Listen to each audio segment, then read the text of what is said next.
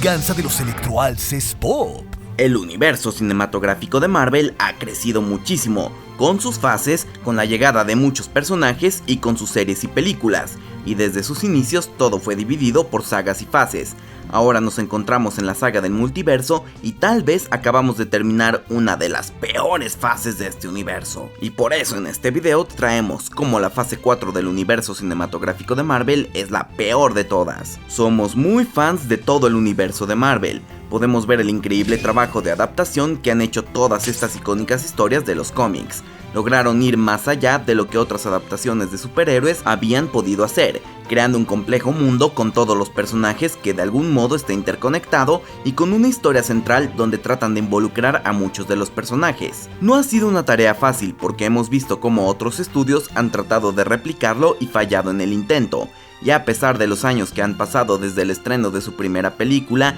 es un universo que sigue siendo relevante, pero por muy bueno que sea, ha tenido sus altas y sus bajas hablando de calidad en su contenido, y por supuesto que hay películas y series que claramente nos han gustado más que otras. No todo está hecho para todo el público y por supuesto que tenemos nuestros gustos, pero no todo lo que vimos en la saga pasada fue perfecto. Tuvimos tropiezos en el desarrollo de este universo, como la película de The Incredible Hulk del 2008, de la cual no se habla mucho porque hasta su protagonista cambiaron, o también la segunda película del Dios del Trueno del 2013, con Thor: Un Mundo Oscuro, que es criticada por muchos, pero es la construcción en general de toda la fase lo que al final rescató estos momentos. Ahora que Black Panther: Wakanda Forever ha cerrado oficialmente el capítulo de la fase 4, podemos continuar y ahora sí poder valorar esta cuarta fase como un todo, en comparación con sus predecesoras y realmente verla por todo lo que nos presentó. Aunque la fase 4 presentó series de televisión del universo cinematográfico de Marvel en Disney Plus por primera vez en toda la historia de la franquicia como Loki y WandaVision,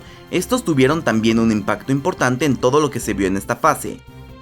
Sabemos que las circunstancias no fueron las mejores para todo lo que ocurrió a lo largo de esta fase y cómo la pandemia afectó a muchos proyectos con los que se venía trabajando, pero en general hay un sentimiento de insatisfacción por todo lo que esta fase trajo y por todo lo que significó para este universo. Todo en la fase 4 se quiso ver desde un reinicio, o sea, muchos personajes ya los conocíamos y nos continuaron contando su historia, pero la intención de muchos otros era presentarnos nuevos personajes. Al igual como sucedió en la primera fase, es más complicado ir con varias películas que parten desde el inicio. Y de nuevo, esta opinión de la fase 4 no es solo perspectiva, porque se ha visto en los números en audiencia y en la opinión de la crítica. Y claro, no todo lo que vimos en esta fase es malo, ni tuvo bajo rating, porque claro que tuvimos grandes éxitos como Spider-Man: No Way Home o Shang-Chi y la Leyenda de los 10 Anillos, que fueron muy bien aceptadas por el público y en nuestra opinión fueron de las mejores películas de esta fase hasta que llegó Black Panther: Wakanda Forever, que culminó esta cuarta fase. Pero tenemos otros proyectos que no generaron el interés de lo que se esperaba, tal como fue la película de los Eternals, y aunque nos gustó como Eternals trató de hacer algo diferente, y francamente preferimos su narración experimental a la de Black Widow, que fue una historia más formulada, los críticos en general y el público encontraron que la película estaba un tanto sobrecargada y lenta. Nos gustó la idea de experimentar más allá con las series y traernos cosas nuevas en cuanto a formato y estilo, tal como lo hicieron con especiales como Werewolf by Night y Holiday Special con los Guardianes de la Galaxia, que tuvimos la oportunidad de ver una gran historia sin el compromiso tan grande de una serie de más capítulos, pero que le permitió a Marvel, sobre todo con Werewolf by Night, experimentar más con el género y con el estilo. Uno de nuestros mayores problemas con esta fase es que fue muy lenta, sobre todo al no saber cuánto duraría y tener tantos cambios en su calendario, los cuales por supuesto que fueron por causas ajenas y jamás nos dijeron hasta dónde llegaría el final de esta fase hasta que ya quedaban pocos proyectos. Además hubo un cambio constante de las fechas de estreno de los mismos, pero en esta falta de planeación no contribuyó al hecho de que el mismo universo no avanzara mucho.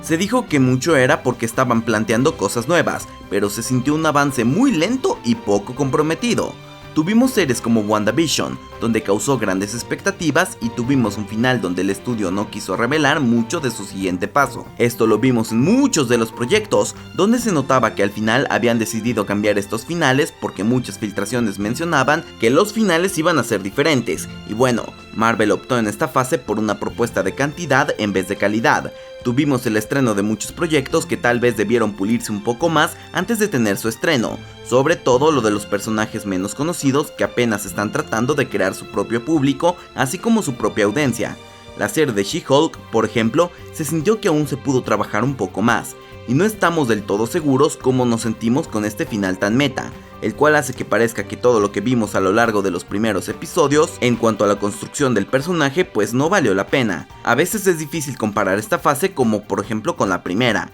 porque mucho de lo que recordamos podemos verlo con lentes de melancolía y nostalgia, que no siempre nos permiten ser objetivos del todo. La misma fase 1 tiene sus bemoles, y a pesar de que amamos este momento icónico en que Tony Stark le dijo al mundo que él era Iron Man, la misma fase 1 no siempre fue perfecta. Es fácil olvidar que la segunda película del universo cinematográfico de Marvel fue The Incredible Hulk, el cual, como mencionamos, dejó muchísimo que desear, y que fue una decepción para los críticos y no generó secuelas ni tuvo un personaje principal, ya que Bruce Banner de Edward Norton tuvo que cambiarse por el actor de Mark Ruffalo para las películas futuras. Las siguientes películas fueron mejores, pero tampoco son las que recordamos como las mejores de este universo.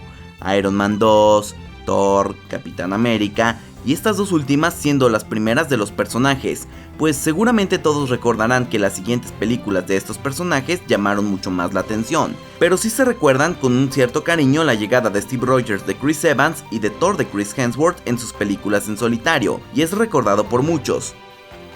Lo que más impactó de esta fase y que marcaría todo un estilo en definitiva es la Avengers del 2012, porque a partir de este momento tendríamos esta tradición de darnos películas donde nos reúnen a un gran equipo de superhéroes, y que de verdad son las que más nos emocionan de este universo, aunque sinceramente es una película que no ha envejecido muy bien con los años, pero bueno. Y si analizamos un poco más lo que nos han dado estas 4 fases, podremos decir que la fase 2 es donde realmente comenzamos a ver un avance de la saga. Comenzamos a ver que por fin este universo iba creciendo para algo más grande, y es que parece que por fin el estudio vio la posibilidad de que este género de superhéroes fuera tan rentable y que se pudiera crear mucho más que solo un par de películas de algunos héroes. No todas sus cintas tuvieron éxito rotundo, pero sí nos mostraron que podían hacer las cosas diferentes con sus propios personajes, y comenzamos a ver planes más ambiciosos, tal como la llegada de películas como Guardianes de la Galaxia, un equipo que llegó para convertirse en uno de los favoritos del público y que dentro de los cómics no contaba con esta misma popularidad.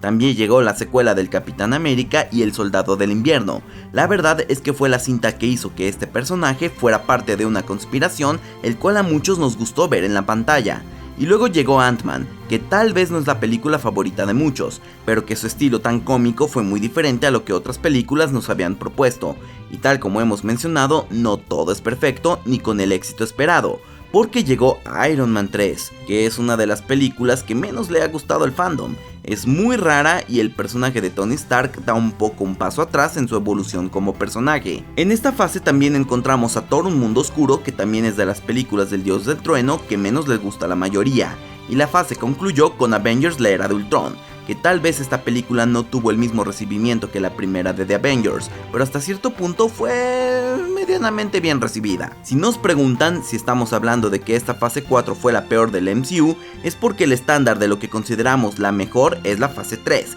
y está muy cerca para sentir esta diferencia. La fase 3 del universo cinematográfico de Marvel tiene muchas cosas a su favor que le elevan a ser la mejor de las fases del MCU.